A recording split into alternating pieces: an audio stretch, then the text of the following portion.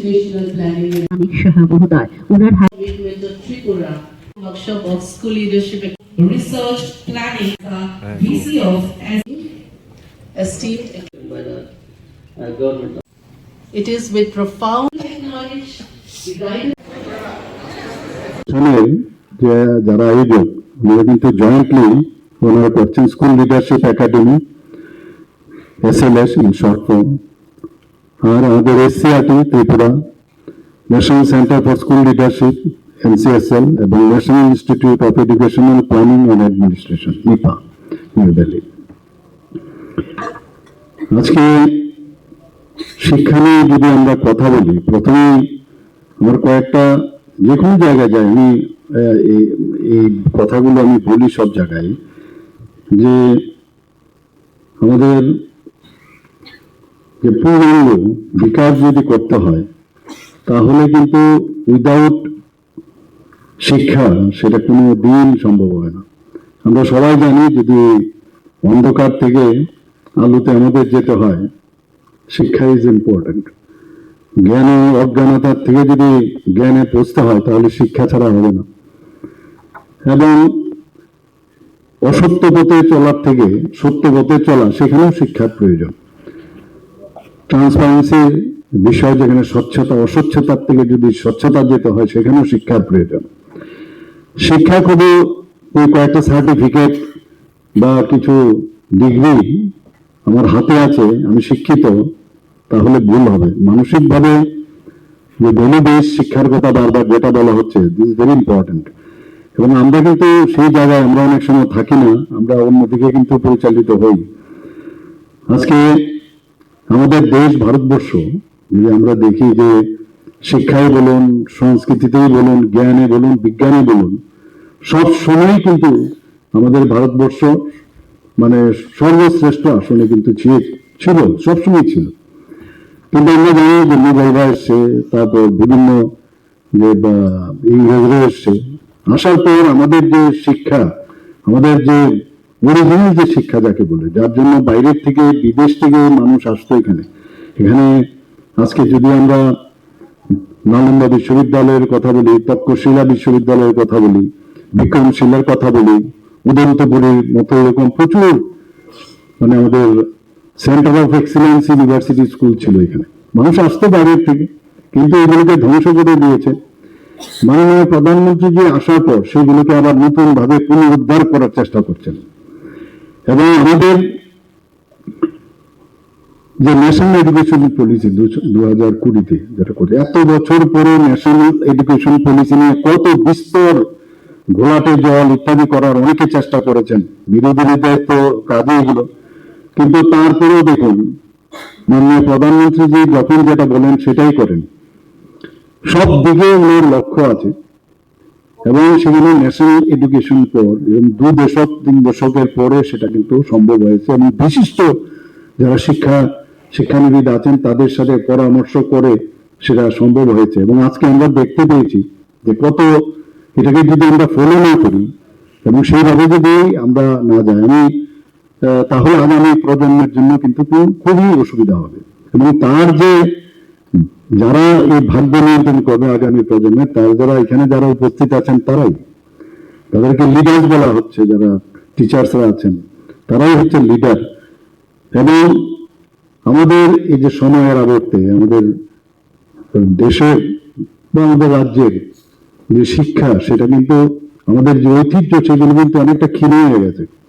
তাকে পুনরুদ্ধারের কাজ কিন্তু আজকে এই ন্যাশনাল এডুকেশন পলিসিকে সামনে রেখে যেভাবে এখন একের পর এক পদক্ষেপ মাননীয় প্রধানমন্ত্রীজির মার্গদর্শনে যেভাবে চলছে, সেটা কিন্তু আজকে কিন্তু আমরা ফল সেটা পাচ্ছি।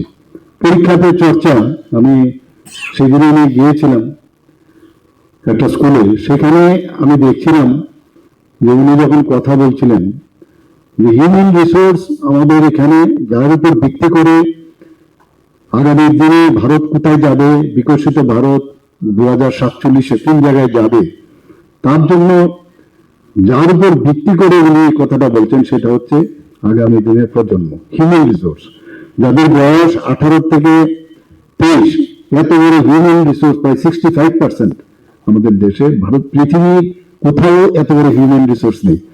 এবং একটা জায়গায় আমি দেখছিলাম, পড়ছিলাম যে আগামী দিন এরকম হতে পারে যে হিউম্যান রিসোর্স নিয়ে আমরা কিন্তু অন্যান্য রাজ্যের সাথে কিন্তু আমরা কম্পিট করতে পারি, কারণ তারা লোক we have that in ourselves.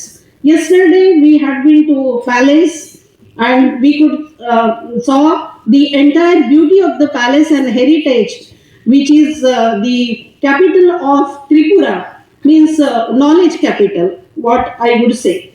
You are, of course, all of us are in teaching.